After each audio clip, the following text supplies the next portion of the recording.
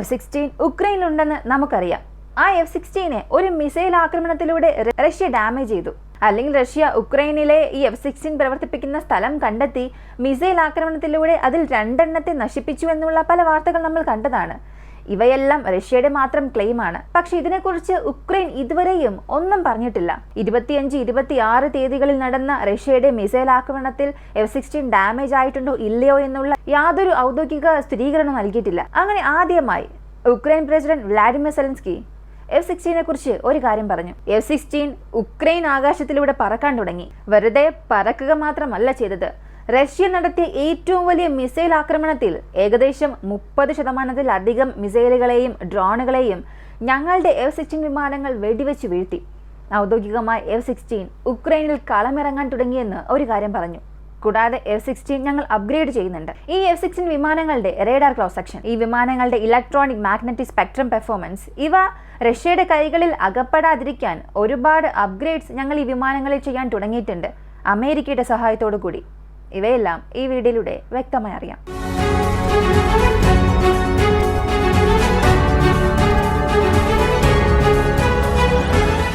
F-16 ഉക്രൈനിലേക്ക് വന്നതിന് ശേഷം വലിയൊരു പ്രതീക്ഷയായിരുന്നു ഉക്രൈൻ നൽകിയത്. അത് ഉക്രൈന് മാത്രമല്ല, പാശ്ചാത്യ നാടുകൾക്കും. എന്തിന്, റഷ്യ ഉക്രൈൻ യുദ്ധത്തിൽ നിഷ്പക്ഷ നിലപാടുള്ള പല രാജ്യങ്ങളും ഈ F-16 പെർഫോമൻസ് എങ്ങനെയാണ് എന്നറിയാനായി കാത്തിരിക്കുകയായിരുന്നു. എത്ര വിമാനങ്ങൾ വന്നു എന്നുള്ളതിന് പലരും പല ഊഹങ്ങൾ പറയുന്നുണ്ട്. 5 വന്നിട്ടുണ്ടാകാം, 6, 7, 8 വരെ വന്നിട്ടുണ്ടാകാം എന്ന് പറയുന്നുണ്ട്. പക്ഷേ കൃത്യമായി ഇത്ര വിമാനങ്ങൾ വന്നു എന്നുള്ള ഒരു കണക്ക് ഇന്ന് വരെയും ഉക്രൈന്റെ ഭാഗത്തു നിന്ന് വന്നിട്ടില്ല. ഇതിനിടയിൽ F-16 നേരെ ഒരുപാട് വിമർശനങ്ങൾ ഉയർന്നിരുന്നു. നമ്മൾ ഒരു വീഡിയോയിൽ കണ്ടതുപോലെ ഒരു ഫൂട്ടേജ് റിലീസ് ചെയ്യുന്നു. അവരുടെ സൈനികന്റെ മരണത്തിന് ശേഷം അദ്ദേഹത്തെ ആദരിക്കുന്ന രീതിയിൽ എടുത്ത ഒരു ഫൂട്ടേജ്. അതിൽ F-16 ലൊക്കേഷൻ റിവീൽ ചെയ്തു എന്ന് അതിനെ ചുറ്റിപ്പറ്റി ചില പ്രശ്നങ്ങൾ വരുന്നു. പിന്നീട് ആ ഒരു വീഡിയോ ഫൂട്ടേജിൽ കാണിച്ച ആ ഒരു സ്ഥലത്ത് റഷ്യയുടെ മിസൈൽ ആക്രമണം നടക്കുന്നു. ഇങ്ങനെ F-16 വന്നതിന് ശേഷം എല്ലാവരുടെയും ആവേശം വർദ്ധിച്ചു. ഇങ്ങനെ F-16 ഞങ്ങൾ ആക്രമിച്ചു, അതിനെ ഡാമേജ് ചെയ്തു എന്നുള്ള ഒരു ക്ലെയിം റഷ്യ നടത്തിയാലും സത്യത്തിൽ F-16 ഒരു പെർഫോമൻസ് നടത്തിയോ, അത് കളത്തിലേക്ക് ഇറങ്ങിയോ ഇല്ലയോ എന്നുള്ള ഒരു ചോദ്യം എല്ലാവർക്കും ഉയർന്നു വന്നു. കാരണം F-16 ഉക്രൈനിലേക്ക് വന്നു എന്ന് എല്ലാവർക്കും അറിയാം. അങ്ങനെ വന്നവയെ വെറുതെ വെക്കാനാണെങ്കിൽ പിന്നെ എന്തിന് ഉക്രൈനിലേക്ക് അതിനെ കൊണ്ടുവന്നു? ഇങ്ങനെ ഒരുപാട് വിമർശനങ്ങളായിരുന്നു ഉക്രൈന് നേരെ ഉയർന്നത്. ഇതിനെല്ലാം മറുപടിയായി വ്ളാഡിമിർ സെലൻസ്കി ഒരു ഇന്റർവ്യൂ നൽകി. അതിൽ F-16 കുറിച്ച് വളരെ പ്രധാനപ്പെട്ട കാര്യങ്ങൾ അദ്ദേഹം പറയാൻ തുടങ്ങി. 2 ദിവസം മുൻപുണ്ടായ റഷ്യയുടെ മിസൈൽ ആക്രമണം എങ്ങനെ ഇവർ F-16 ഉപയോഗിച്ച് തടഞ്ഞു, എത്രത്തോളം മിസൈലുകൾ ഇവരെ കൊണ്ട് വെടിവെച്ച് വീഴ്ത്താൻ കഴിഞ്ഞു എന്നുള്ള എല്ലാ വിവരങ്ങളും പുറത്തു പറയാൻ തുടങ്ങി. ഇതിനെക്കുറിച്ച് അറിയുന്നതിന് മുൻപ്, ഉക്രൈനിലേക്ക് ഈ F-16 വരുന്നതിന് മുൻപ് അതിൽ ചെയ്ത 2 അപ്ഗ്രേഡിനെ കുറിച്ച് നമ്മൾ അറിയണം. എങ്കിൽ മാത്രമേ സത്യത്തിൽ F-16 ഉക്രൈനെ സഹായിക്കുമെന്നുള്ളത് നമുക്ക് അറിയാൻ സാധിക്കും. ഉക്രൈനിലെ ആദ്യത്തെ സെറ്റ് ഓഫ് F-16 വിമാനങ്ങൾ വന്നു. പക്ഷേ ഇതിൽ യഥാർത്ഥമായ ഒരു സത്യം, അമേരിക്ക അല്ലെങ്കിൽ മറ്റ് രാജ്യങ്ങൾ ഉപയോഗിക്കുന്ന F-16 പോലെ അവരുടെ അഡ്വാൻസ്ഡ് ആയിട്ടുള്ള F-16 അല്ല ഉക്രൈൻ നൽകിയത്. ഇതാണ് യഥാർത്ഥ സത്യം.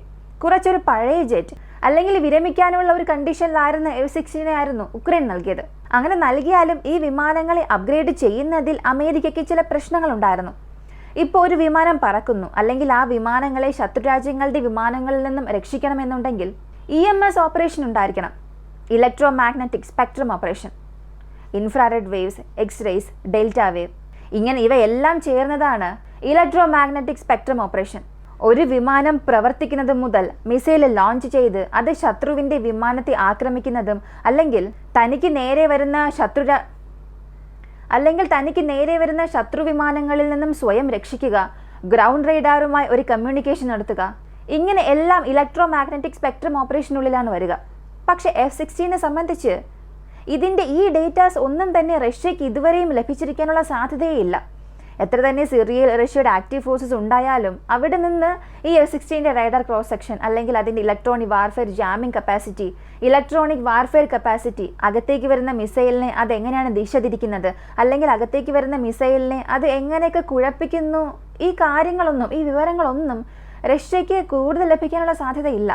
ഏതൊരു വിമാനത്തെക്കുറിച്ചുള്ള വിവരങ്ങളും ശത്രുരാജ്യത്തിന് കിട്ടില്ല എന്നൊരിക്കലും പറയാൻ സാധിക്കില്ല. വിവരങ്ങൾ ലഭിക്കും, ഇവിടെയും കിട്ടിയിട്ടുണ്ട്. പക്ഷെ വലിയ രീതിയിലുള്ള വിവരമൊന്നും കിട്ടിയിട്ടില്ല.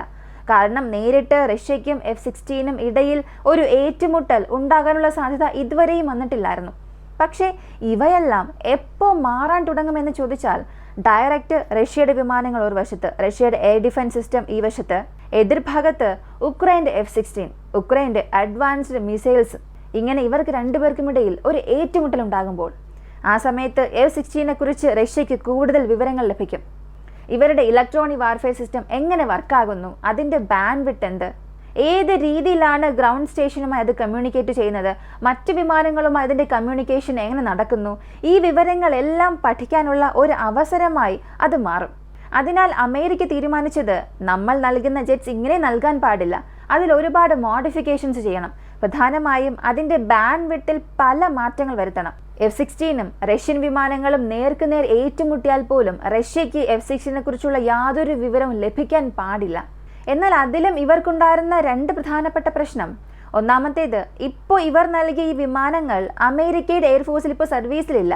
ഡെൻമാർക്ക് നെതർലാൻഡിൻ്റെ പക്കൽ നിന്ന് വാങ്ങിക്കൊടുക്കുമ്പോൾ അതിൻ്റെ പെർഫോമൻസ് എങ്ങനെയാണെന്നുള്ളത് അമേരിക്കയ്ക്ക് അറിയില്ല, അവർക്കറിയാൻ സാധിക്കില്ല. ഒരു പക്ഷേ അവർ അത് ഉപയോഗിച്ച് അതുമായി ചില ദിവസം കമ്മ്യൂണിക്കേറ്റ് ചെയ്ത ശേഷം മാത്രമേ കണ്ടുപിടിക്കാൻ സാധിക്കൂ. പെട്ടെന്നൊന്നും കണ്ടുപിടിക്കാനുള്ള സാധ്യതയില്ല. രണ്ടാമത്തെ കാര്യം, ഈ അപ്ഗ്രേഡ് ചെയ്യാനുള്ള ആ ഒരു സമയമാണ്. ഈ പറഞ്ഞ അപ്ഗ്രേഡ് എല്ലാം എയർഫോഴ്സിൻ്റെ ഇലക്ട്രോണിക് വാർഫെയർ സിസ്റ്റം ടീമിനെ കൊണ്ട് തീർച്ചയായും ചെയ്യാൻ സാധിക്കും. എന്നാൽ അതിനുള്ള സമയം എത്ര നൽകി? സാധാരണ ഒരു ടാസ്ക് കൊടുത്തിട്ട് ഒരു മാസത്തിൽ ഇത് കംപ്ലീറ്റ് ചെയ്യാൻ പറഞ്ഞാൽ അതിൻ്റെ ഔട്ട്പുട്ട് തീർച്ചയായും നല്ല രീതിയിൽ തന്നെ വരും, വിചാരിച്ചതുപോലെ തന്നെ ഔട്ട്പുട്ട് കിട്ടും. പക്ഷേ അതേ ടാസ്ക് ഒരു മാസത്തിൽ ചെയ്ത് അവസാനിപ്പിക്കേണ്ട ടാസ്കിനെ വെറും 2 ആഴ്ചയിൽ അല്ലെങ്കിൽ 10 ദിവസത്തിൽ അവസാനിപ്പിക്കാൻ പറഞ്ഞാൽ അതിൻ്റെ പെർഫോമൻസും അതിൻ്റെ ഔട്ട്പുട്ടും വിചാരിച്ചതുപോലെ ആയിരിക്കില്ല ലഭിക്കുന്നത്. ഒരുപാട് പ്രശ്നങ്ങൾ ഉണ്ടാകാൻ സാധ്യതയുണ്ട്. ഇതുപോലൊരു പ്രശ്നത്തിനുള്ളിലേക്കാണ് അമേരിക്കയുടെ ഈ ടീമും അകപ്പെട്ടിരിക്കുന്നത്. പക്ഷേ അവർക്ക് നൽകപ്പെട്ട ഈ ഒരു ചുരുങ്ങിയ സമയത്തിനുള്ളിൽ അവർ നന്നായി തന്നെ അതിൻ്റെ അപ്ഗ്രേഡ് ചെയ്തിട്ടുണ്ട്. ഉക്രൈനിലേക്ക് ഇപ്പോൾ പോയ ആ 2 F-16 വിമാനങ്ങളിലും അവർക്ക് നൽകിയ ആ ഒരു ടാസ്ക് അവർ നന്നായി ചെയ്തു. അതിൽ പ്രധാനപ്പെട്ട 2 അപ്ഗ്രേഡ്: പൈലൺ ഇൻ്റഗ്രേറ്റഡ് ഡിസ്പെൻസിംഗ് സിസ്റ്റം, കൂടാതെ ഇലക്ട്രോണിക് കോമ്പാക്ട് ഇൻ്റഗ്രേറ്റഡ് പൈലൺ സിസ്റ്റം. ഇതിൽ ആദ്യം പറഞ്ഞ ആ PIDS, ഇത് missile alert and warning system എന്ന കാറ്റഗറിക്കുള്ളിൽ വരും. അതായത് റഷ്യയുടെ ഒരു വിമാനം Su-30 അല്ലെങ്കിൽ Su-35 ഏതെങ്കിലും F-16 നോക്കി ഒരു മിസൈൽ അയക്കുന്നു. ആ സമയം F-16 വിമാനത്തിന് 360 ഡിഗ്രി കവറേജ് നൽകാൻ കഴിയുമ്പോൾ അകത്തേക്ക് ആ മിസൈൽ വരുമ്പോൾ, അതിനെ ടാർഗറ്റ് ലോക്ക് ചെയ്ത് ഇവരെ നോക്കി വരുമ്പോൾ ഒരു അലേർട്ട് അവിടെ ഉണ്ടാകും. ഓൺബോർഡ് കമ്പ്യൂട്ടേഴ്സിന് ആ ഫൈറ്റർ ജെറ്റ് ഓടിക്കുന്ന പൈലറ്റിന് ഒരു അലേർട്ടായി നൽകും. ഈ മിസൈൽ എവിടെ നിന്ന് വരുന്നു, എത്ര ദൂരത്തിൽ വരുന്നു, എത്ര വേഗത്തിൽ വരുന്നു, ഈ വിവരങ്ങളെല്ലാം നൽകും. അതിനുശേഷമാണ് ഈ ഡേറ്റ അനുസരിച്ചാണ് ഫ്ലെയർസ് റിലീസ് ചെയ്യണോ അല്ലെങ്കിൽ മറ്റേതെങ്കിലും കൗണ്ടർ മെഷേഴ്സ് എടുക്കണോ എന്നുള്ളത് ആ പൈലറ്റ് തീരുമാനിക്കുന്നത്. ഇത് മിസൈൽസിൻ്റെ പക്കൽ നിന്നും ഈ വിമാനത്തെ രക്ഷിക്കേണ്ട ഒരു പ്രൊട്ടക്ഷൻ സിസ്റ്റമാണ്.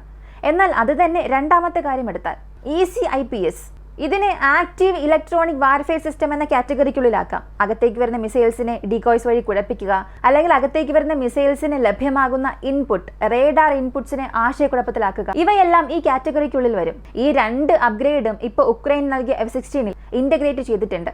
ഇപ്പോൾ നമ്മുടെ Su-30 വിമാനങ്ങളിലും ഇതുപോലെ മിസൈൽ അലേർട്ട് വാർണിംഗ് സിസ്റ്റം നൽകിയിട്ടുണ്ട്. Su-30 എന്നല്ല, ലോകത്തിലെ എല്ലാ വിമാനങ്ങളിലും ഈ ഒരു സിസ്റ്റം സംയോജിച്ചിട്ടുണ്ടാകും. എന്നാൽ അത് എത്രത്തോളം അഡ്വാൻസ്ഡ് ആണ്, എത്രത്തോളം യുദ്ധക്കളത്തിൽ അത് പ്രവർത്തിക്കുന്നു, പെട്ടെന്നൊരു പ്രതികരണം എങ്ങനെ നൽകുന്നു എന്നതിനെ അടിസ്ഥാനമാക്കിയായിരിക്കും അതിൻ്റെ വിജയം ആ ഒരു യുദ്ധക്കളത്തിൽ ലഭിക്കുക. കൂടാതെ ഇത് ഇൻ്റഗ്രേറ്റ് ചെയ്യുക എന്നുള്ളത് ഉക്രൈൻ്റെ വ്യോമസേനയ്ക്ക് ഒരു ആഡഡ് അഡ്വാൻറ്റേജായി മാറാനുള്ള സാധ്യതയുമുണ്ട്. അതേസമയം ചില സ്ഥലങ്ങളിൽ ബാക്ക് ഫയർ ആകാനുള്ള സാധ്യതയുമുണ്ട്. അതിനുള്ള കാരണം, ഇപ്പോൾ അമേരിക്കയുടെ ഉദ്ദേശം എന്നത് F-16 സെൻസിറ്റീവ് ഡേറ്റ ഒന്നും തന്നെ റഷ്യയ്ക്ക് ലഭിക്കാൻ പാടില്ല. അതിനുവേണ്ടി ചില മോഡിഫിക്കേഷൻസ് ചെയ്യുമ്പോൾ അതിൻ്റെ ആക്ച്വൽ പെർഫോമൻസിൽ നിന്നും ആ ഒരു പെർഫോമൻസ് ഒരു സ്റ്റെപ്പ് താഴേക്ക് പോകാനുള്ള സാധ്യതയുണ്ട്. അപ്പോൾ ഉക്രൈൻ ഇത് കാരണം പെർഫോമൻസ് ലാഗ് ഉണ്ടാകും, അതിൻ്റെ പ്രവർത്തന വൈദഗ്ധ്യം അവിടെ കുറയും. കൂടാതെ F-16 ഉപയോഗിക്കാൻ സൈഡ് വിൻഡർ പോലുള്ള മിസൈൽസ് കൊടുത്താലും അവയെല്ലാം ഇപ്പോൾ ആക്റ്റീവായിട്ടുള്ള അതിനവീന മിസൈൽസ് അല്ല, പഴയ വേർഷൻസ് ആണ്. എന്നാൽ ഇതിൽ ഉക്രൈനുള്ള ഒരു നേട്ടം, പഴയ മിസൈൽസ് ആയാലും അവയെല്ലാം ആയിരക്കണക്കിന് അവരുടെ പാർട്ട്നേഴ്സിൻ്റെ പക്കൽ സ്റ്റോക്ക് ഉണ്ട്. ഇപ്പോൾ മാർക്കറ്റിൽ അവൈലബിൾ ആയിട്ടുള്ള അതിനവീന മിസൈലാണെങ്കിൽ അത് ഏത് നാടിൻ്റെ പക്കലും വലിയ അളവിലൊന്നും കാണില്ല. കൂടുതൽ ആരും അത് സ്റ്റോക്ക് വയ്ക്കില്ല, കാരണം അത് ഉൽപ്പാദിപ്പിക്കുന്ന ആ ഒരു സ്റ്റേജിലാണ്.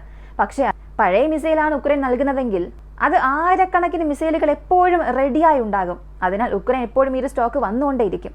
അങ്ങനെ F-16 ചില അപ്ഗ്രേഡ് വരുത്തിയത് കൊണ്ട്, ചില മാറ്റം വരുത്തിയത് കൊണ്ട് ഇവിടെ ഉക്രൈന് നേട്ടവുമുണ്ട്, പോരായ്മയുമുണ്ട്. ഇതാണ് F-16 നൽകിയിട്ടുള്ള പ്രധാനപ്പെട്ട മാറ്റം. ഇപ്പോൾ ഉക്രൈൻ്റെ F-16 എന്ത് മാറ്റം വരുത്തി എന്നുള്ളത് നമുക്ക് മനസ്സിലായി. അടുത്ത് ഉക്രൈൻ സെലൻസ്കി എന്ത് വെളിപ്പെടുത്തി എന്നുള്ളതാണ്. F-16 എങ്ങനെ റഷ്യയുടെ ആക്രമണത്തിന് വേണ്ടി ഇവർ ഉപയോഗിച്ചുവെന്ന് ചോദിച്ചാൽ കൃത്യമായി എത്ര വിമാനങ്ങൾ അവർ ഉപയോഗിച്ചുവെന്ന കണക്ക് പുറത്തുവിട്ടില്ല. ഞങ്ങളുടെ വ്യോമസേനയിലുള്ള F-16 വിമാനങ്ങൾ റഷ്യയുടെ മിസൈൽ ആക്രമണത്തിനെതിരെ ഞങ്ങളെ സ്കൈസിനെ പ്രൊട്ടക്ട് ചെയ്തു. റഷ്യ ഒരു 120-ലധികം ക്രൂയിസ് മിസൈലുകൾ, ഹൈപ്പർസോണിക് മിസൈൽസും ഞങ്ങൾക്ക് നേരെ അയച്ചു. അതിൽ 109 മിസൈലുകൾ വരെ ഞങ്ങൾ ഇന്റർസെപ്റ്റ് ചെയ്തു എന്ന് ഒരു വലിയ കണക്ക് പറഞ്ഞു.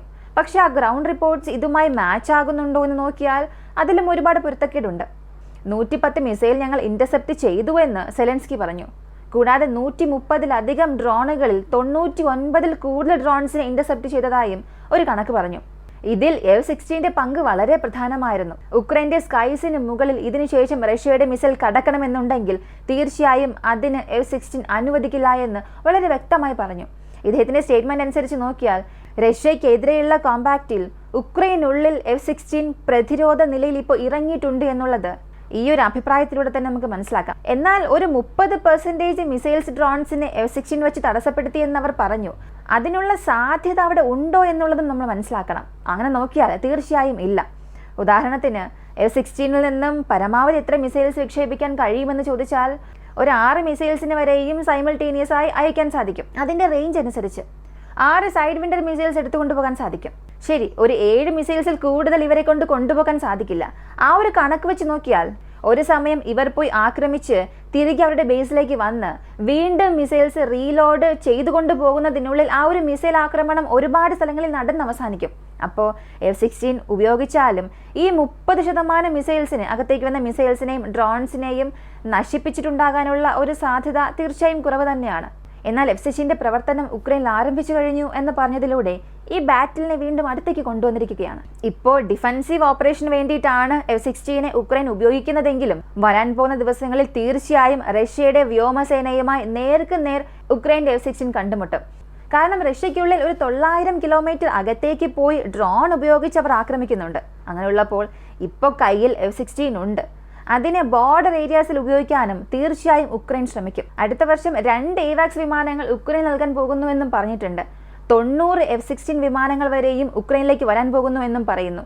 അപ്പോൾ ഈ സംഖ്യകൾ കൂടുന്തോറും റഷ്യക്കെതിരെയുള്ള ഒരു വലിയ യുദ്ധം അവിടെ തുടങ്ങാൻ കാത്തിരിക്കുകയാണ്. F-16 എന്നാണ് റഷ്യൻ ടെറിട്ടറിക്കുള്ളിലേക്ക് പ്രവേശിക്കുന്നത്, അല്ലെങ്കിൽ എന്നാണോ റഷ്യൻ വിമാനങ്ങളുമായി ഒരു ഡോഗ് ഫൈറ്റിൽ ഏർപ്പെടുന്നത്, അന്ന് ഈ യുദ്ധത്തിന്റെ പോക്ക് തീർച്ചയായും മാറും. അത് നമ്മൾ കാണുകയും ചെയ്യും. എന്നാൽ അതുവരെ ഈ F-16 ഇവരെ കൊണ്ട് ഹോൾഡ് ചെയ്യാൻ സാധിക്കുമോ? അത് സംശയമാണ്. കാരണം ഞങ്ങളുടെ മിസൈൽ ആക്രമണത്തിലൂടെ F-16 ഞങ്ങൾ ഡാമേജ് വരുത്തിയെന്ന് റഷ്യ ഒരു ഭാഗത്ത് പറയുന്നു. മറ്റൊരു ഭാഗത്ത് റഷ്യ അയച്ച മിസൈലുകളിൽ 30% ഞങ്ങൾ F-16 ഉപയോഗിച്ച് തടസ്സപ്പെടുത്തിയെന്ന് ഉക്രൈനും പറയുന്നു. അങ്ങനെയാണെങ്കിൽ വരാൻ പോകുന്ന ദിവസങ്ങളിൽ F-16 ഓപ്പറേറ്റ് ചെയ്യുന്ന ഉക്രൈന് കുറച്ച് കഷ്ടകാലം തന്നെയായിരിക്കും. ഈ ഒരു വീഡിയോയെക്കുറിച്ചുള്ള നിങ്ങളുടെ അഭിപ്രായം കമന്റിൽ പറയുക. വീഡിയോ ഇഷ്ടമായാൽ ലൈക്ക് ചെയ്യുക, ഷെയർ ചെയ്യുക. നമ്മുടെ ചാനൽ ആദ്യമായി കാണുന്നവരാണെങ്കിൽ മറക്കാതെ സബ്സ്ക്രൈബ് ചെയ്ത് സപ്പോർട്ട് ചെയ്യുക. മറ്റൊരു വീഡിയോയുമായി വീണ്ടും കാണാം.